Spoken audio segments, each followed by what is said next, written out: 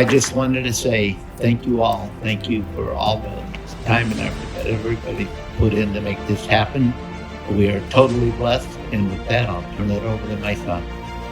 How do we make this just a really special place for our guests to come in and do business with us every day, and make it also super special for all of our team members who come here and make this their day home every day? So this is a big day for Gurley Leep and for the Mishawaka community, because this project has been a long time coming. I said, hey, it's been over 5 years that we've been working on this. But when you have a chance to do something where you start out on paper and you just say, we've really been intentional about making sure that the decisions we make are going to work today, 10 years from now, 40, 50 years from now.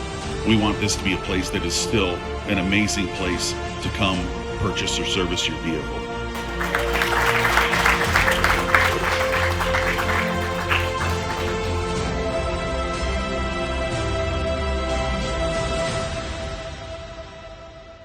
The Leep family's been terrific, and one of the things that I'm constantly reminded of with the Leep family is their commitment to their community and to their team members is just unparalleled with any of the groups that I work with.